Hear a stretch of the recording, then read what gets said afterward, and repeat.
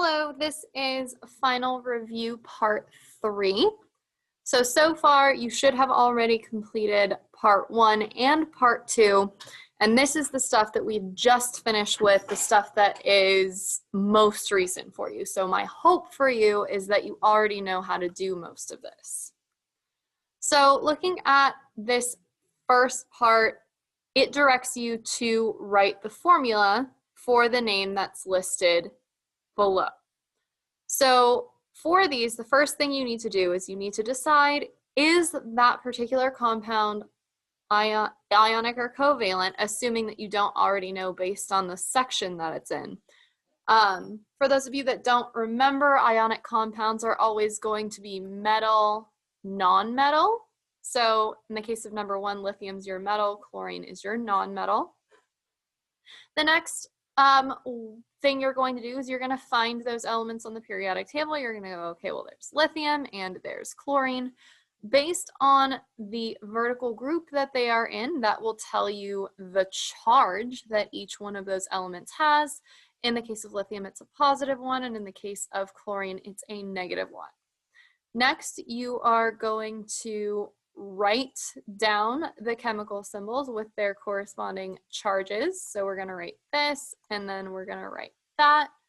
Then we are going to swap and drop those charges. So you're going to leave the positive and negative out of that. You're just going to take the number, trade them, and drop them down into a subscript.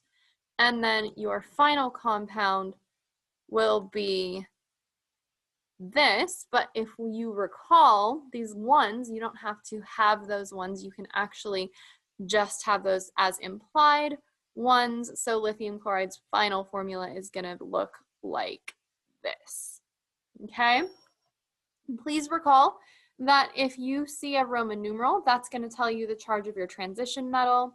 If you see something that's not on the periodic table, like perhaps ammonium, that's going to be on your polyatomic ion chart.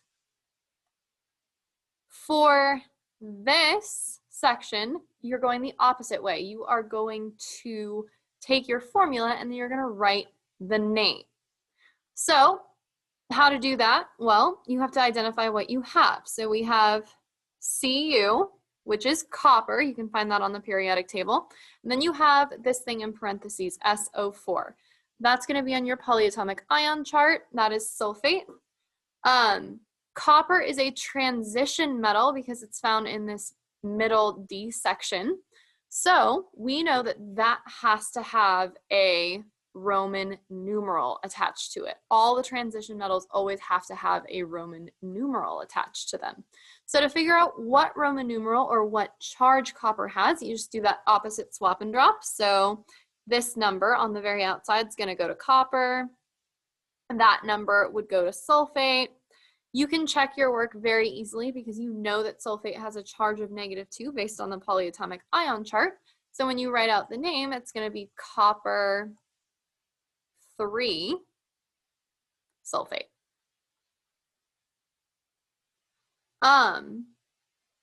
Always, if you see a transition metal and you're trying to write the name, do that opposite swap and drop so you can figure out what the Roman numeral needs to be.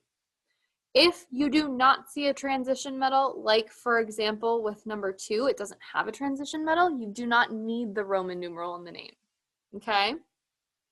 So just keep in mind what you are dealing with.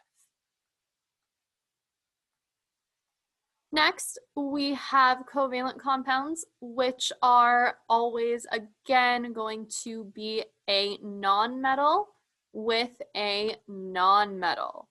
2 nonmetals together. Or more, technically. These ones, you're going to figure out the formula by looking at what prefixes you have. So in number 1, we have a prefix octa, which means 8, and then a prefix tri, which means 3. So when you're writing that formula, all you have to do is find the chemical symbol of what you have. In this case, silicon is Si. That prefix tells you there's 8 of them. Nitrogen's our second one. That prefix tells you there's 3. So these are very, very straightforward to do. Moving down, going the opposite way, if you have a covalent compound, which again you would identify because there is only nonmetals in that compound and you wanted to write the name of it, you would just have to take the name of the elements that you see. In this case, we have nitrogen and sulfur, and you're going to stick some prefixes on them. So for number 1, we have 2 nitrogens, so our first word is going to be dinitrogen. Our next one being sulfur, the prefix for 9 is nona or nana, so we go N-O-N-A, S-U-L-F, and remember we have to chop off the end of that word and we have to give it that I-D-E suffix as well. Things to remember for this: if there's only one of your first element, you do not give that particular element a prefix. So this one for number 3 would not be monocarbon, whatever else, it would just be carbon followed by whatever else. Moving down further, here is where you are going to actually have to tell the difference between ionics and covalents. Remember, ionics being metal, non-metal, and covalents being non-metal, non-metal. I've already given you a few examples of how to do that, so I'm not going to do any examples for this particular thing. I'm just going to point out a couple of examples of ionics and covalents throughout. So for instance number 1, strontium. Strontium's found right there. Already we see that there's a metal because there's an element that's found to the left of this staircase right over there. So this is going to be an ionic compound. Lithium, another metal, that's another ionic compound. However, here in number 4, we have nitrogen and chlorine. Both of those are on the right side, so we know that that's a covalent compound.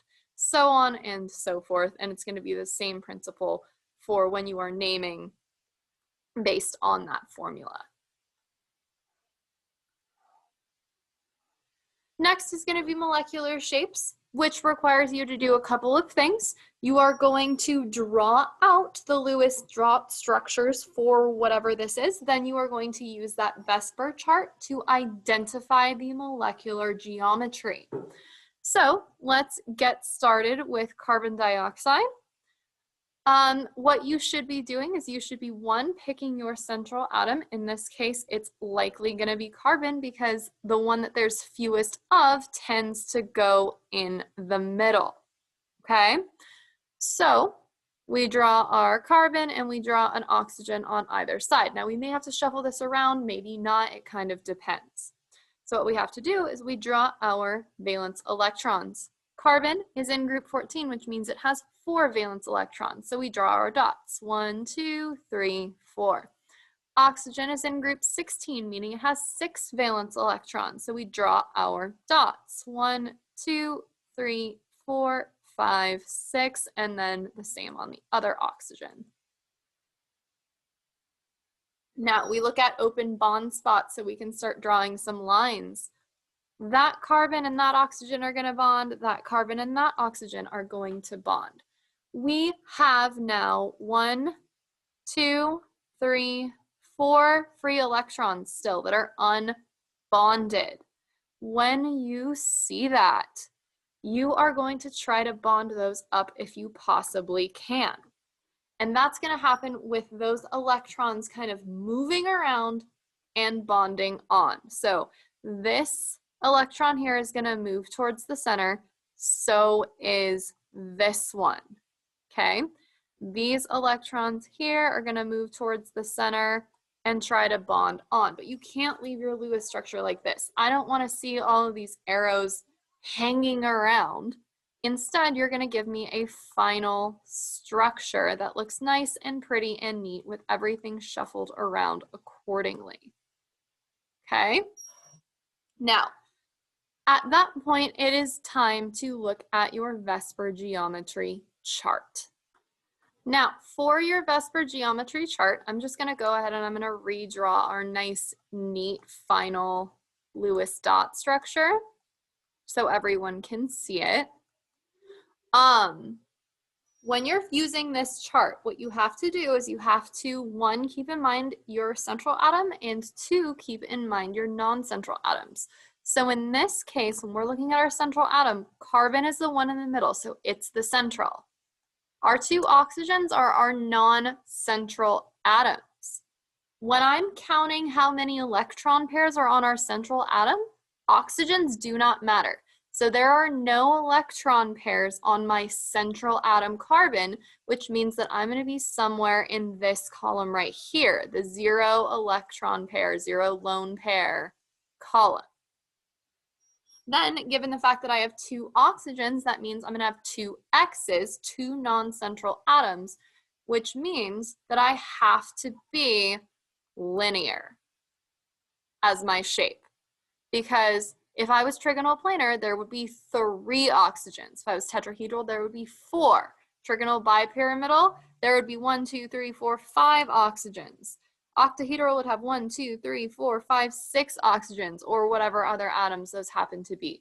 So once again, count your amount of electron pairs on your middle atom, then count how many non-central atoms you have.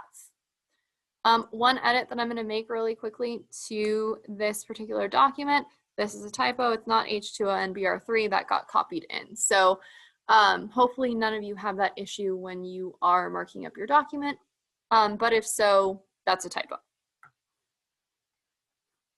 To determine polarity, I'm going to again go ahead and redraw this nice and clean so that everybody can see it.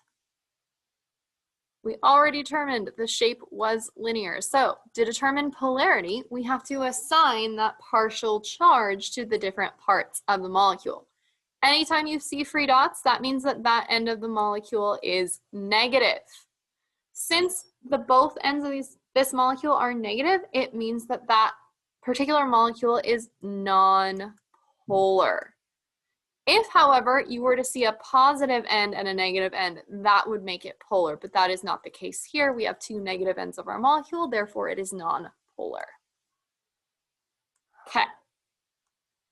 Balancing equations and reaction types is the last part of this worksheet. I'm fairly sure. Yes, it is. Okay. So you have to combine all of the skills that I just went over into one to be able to deal with this. Now, we have in this particular section, in this problem, we have 1, 2 reactants, and we have 1, 2 products. So we're going to have to write all of those out. Okay? So to do that successfully, we're going to need to look at our periodic table. Sodium bromide is our first reactant. So we find sodium, we find bromine, we go, okay. To do that swap and drop, we're going to do Na+1 because sodium's in group 1, Br -1 because bromine is in group 7. Then we are going to do that swap and drop and reduce and find that our final compound for this one is NaBr. Calcium hydroxide, hydroxide being on our polyatomic ion chart, calcium being on the periodic table. Here's calcium, hydroxide is OH with a -1 charge. We're going to do that swap and drop again. Calcium has a +2 charge, so our final compound is going to be CaOH with parentheses 2. We have our arrow. Then we're going to do calcium bromide. Again, calcium, Ca+2, bromine, Br -1. We do swap and drop. We end up with CaBr2 plus sodium hydroxide, which ends up after swap and drop being NaOH. Then we are going to have to balance it after that. So there's going to be coefficients that need to go in front of all of these unless they are, of course, left blank. So we move from left to right, 1 element at a time. There's 1 sodium on the left because there's no subscript to tell us differently. There's 1 sodium on the right. Moving on. 1 bromine on the left, 2 bromines on the right. So the only thing you can do is add a 2 there, which means that sodium needs to be rebalanced with a 2 as well. One calcium on the left, one calcium on the right, two OH molecules, two OH molecules because of that coefficient that we just put in there. Now our reaction is balanced. So the only thing left to do is to figure out what kind of reaction it is, which is easy enough because all you have to do is say, okay, I have two reactants, I have two products. Both of my reactants are compounds, and if that is the case, we have an AB plus CD situation, which means that this can only be a double replacement reaction. If you would like a refresher on how to identify and write and do a lot of things, office hours and/or ELT is the place for you. Other than that, I hope this video was helpful for you in reminding you how to do all of these things. If you are still confused, please ask me in class.